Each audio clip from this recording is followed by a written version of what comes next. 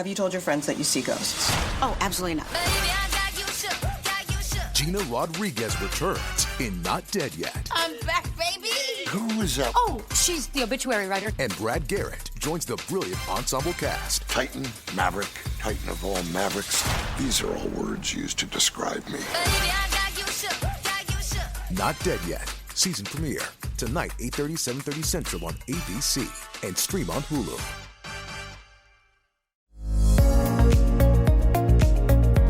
It's the Happy Families podcast. It's the podcast for the time-poor parent who just wants answers now. Hello, this is Dr. Justin Coulson. I'm the founder of happyfamilies.com.au and the parenting expert and co-host on Channel 9's hit TV show, Parental Guidance. This is the Happy Families podcast where we talk about how we can make your family happier. Podcast for the time-poor parent who just wants answers now. There's an endearing term that I use every now and again. It's the car park mafia. I'm talking about, you know, those parents at the school, or maybe you are one. I'm saying it with fun, I promise. There's a big smile on my face, but the car park mafia are those parents that hang out in the car park after school or before the kids get picked up, and they talk about all the things that are going wrong, who they'd like to execute, who's going to get buried in cement from... No, I'm just kidding. It's not like that. But certainly there's a group of parents at every school who are very invested in what's happening in the school. And typically that car park mafia has hung out in the car park and had these conversations. Well, it seems that the car park mafia has moved online to WhatsApp. Now, I'm sure Shona Hendley may not agree with my term car park mafia, and I am saying it in jest. But Shona Hendley is a freelance journo. She's a contributor to the ABC, the Sydney Morning Herald, The Age, Harper's Bazaar, the Herald Sun, pretty much everywhere. And she writes about a whole lot of things. Shona, you write about education, mental health, well-being, anything. You just like sharing opinions and ideas and doing some research on it. Is that correct? Yeah, I think just anything that, people can relate to and, they can think about or contribute to, even in, like a nodding along or right. The other way, like disagreeing. Like the car park mafia. Yes, like that one, yes. So I want to get to your article in a sec. Just quickly, though, you're a mum of 2 kids, 3 goats. Hopefully you're not getting them confused, the kids and the goats. I do sometimes, yeah. Kids, goats. I was playing, anyway, terrible playing words. A couple of cats. But you've written this article that appeared in the Age and Sydney Morning Herald just recently. Mm-hmm. And it caught my attention because you've essentially said WhatsApp groups, when it comes to parents at the school, are starting to become a little bit, I don't know, toxic perhaps. Now, I speak at a lot of schools, and unfortunately I hear some school leaders bemoaning the parent WhatsApp group. The car park mafia has moved online. What did you discover as you wrote this article and investigated school parent WhatsApp groups? Well, they're definitely rampant. They are like everywhere.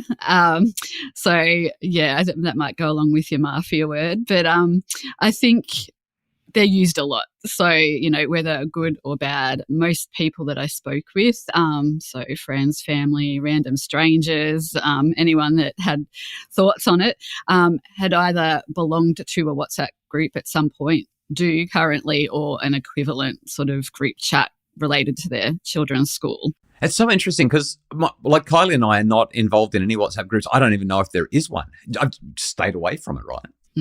Yeah, that's probably a good idea. That's my general attitude, yeah. So what are the pros and cons to the parent WhatsApp group?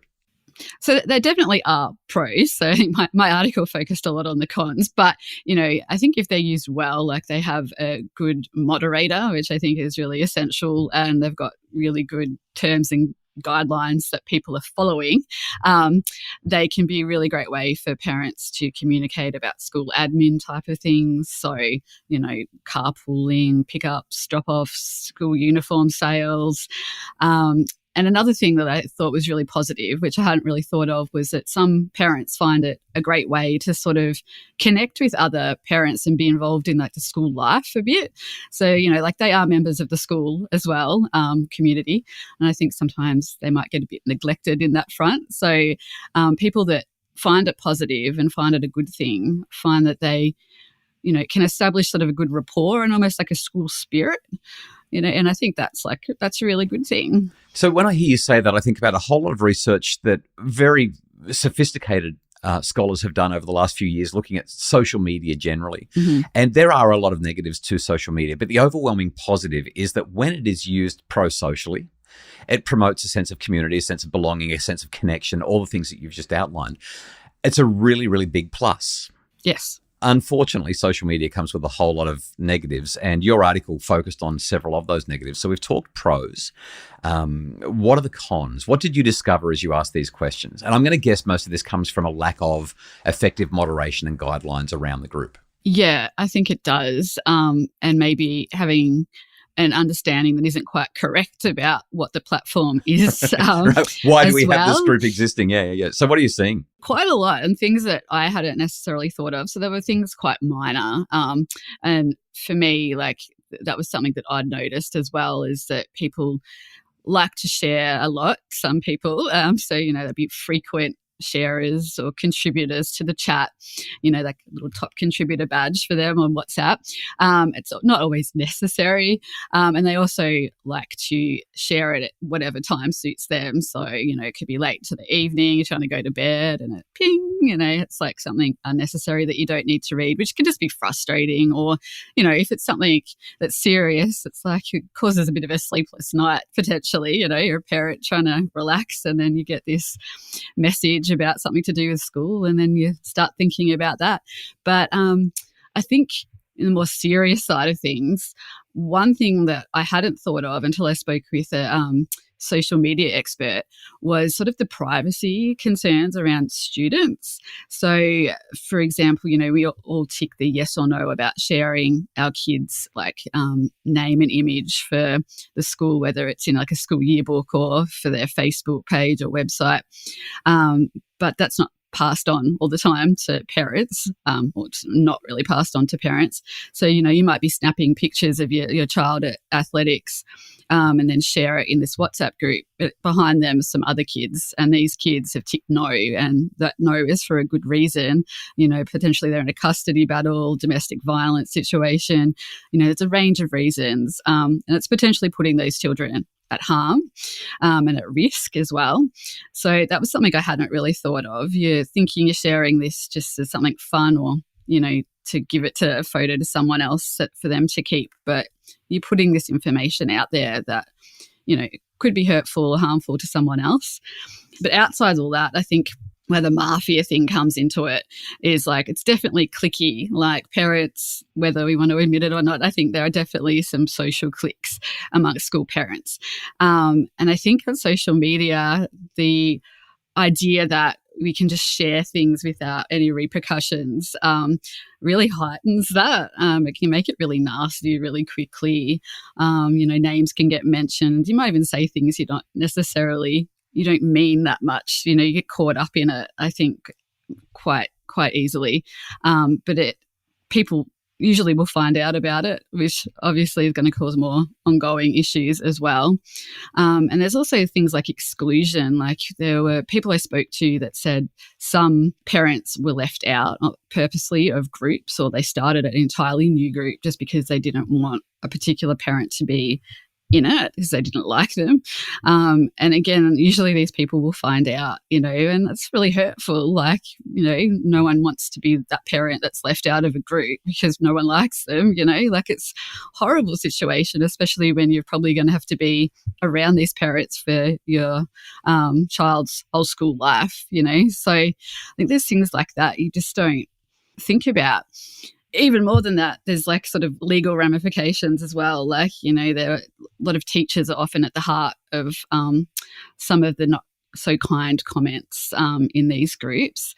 And that can lead to an abundance of issues. So Kira Pendergast, who I spoke to from Safe It Social, said she often works with schools when they have these issues.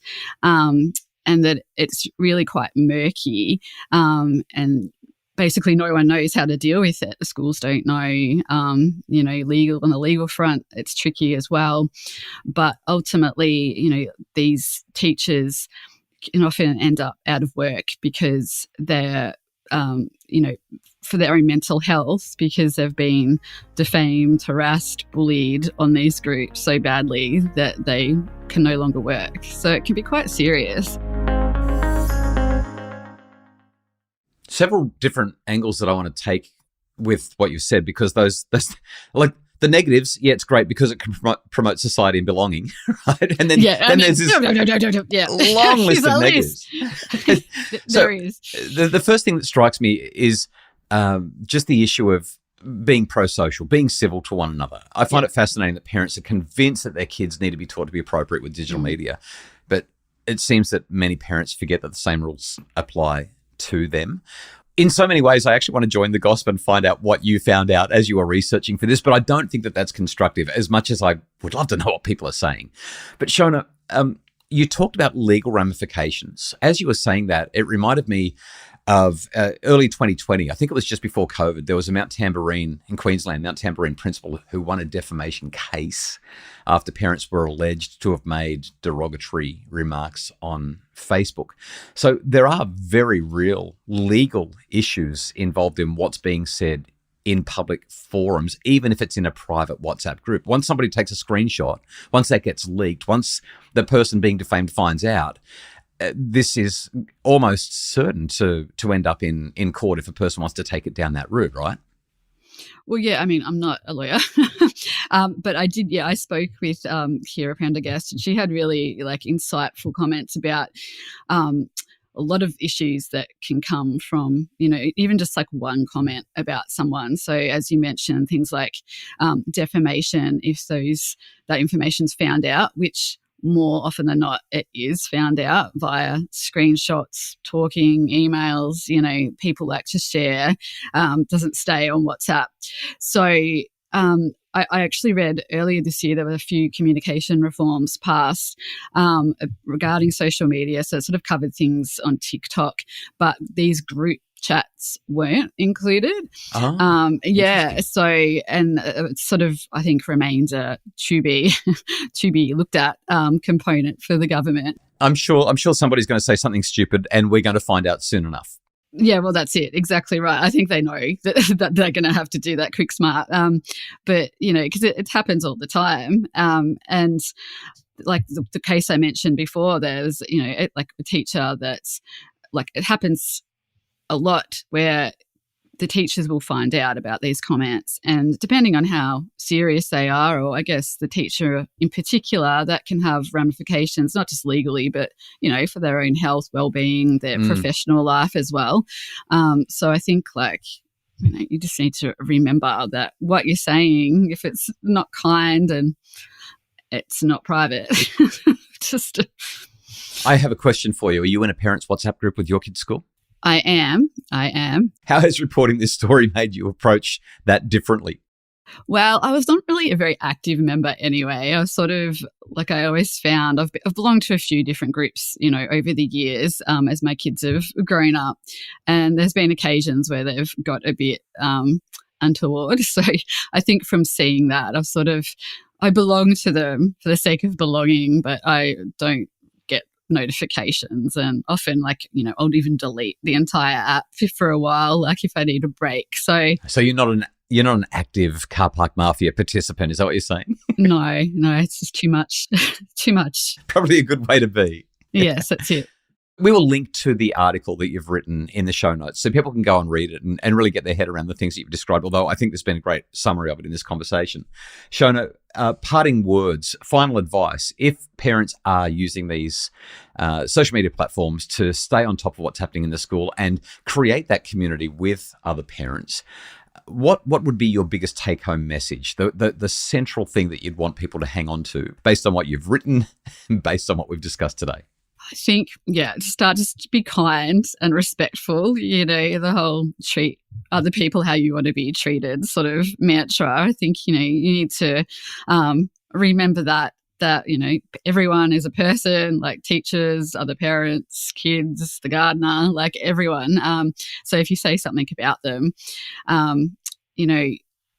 especially on WhatsApp, potentially they're going to find out about it. So if you wouldn't say it to them, don't write it on WhatsApp. But I think, remember as well, your kids, you're a role model to your kids. So don't do anything on there that you wouldn't want them doing. Remember that it's not private. It really isn't. There's definitely an illusion that it's this cone of silence, which it's really not at all. And I think just if you've got an issue, raise it with the school because nothing's going to get solved on WhatsApp. Like, let's just be honest. Like, it's just, you might get some people supporting you for a while, might feel nice, but nothing really positive is going to come from airing grievances on there. Yeah, great stuff, Shona. Shona Hendley is a freelance journalist, contributor to the Age of Sydney Morning Herald, ABC, and a whole lot more. Mum of a couple of kids and investigative journalist looking at parents' WhatsApp groups in school car parks. Thanks for joining me on the podcast. Thank you. The Happy Families podcast is produced by Justin Rullan from Bridge Media. Craig Bruce is our executive producer. And if you would like more information about making your family happier and staying safe online, even for you as a grown-up, check out all of our resources in our Happy Families membership. You can find the details at happyfamilies.com.au.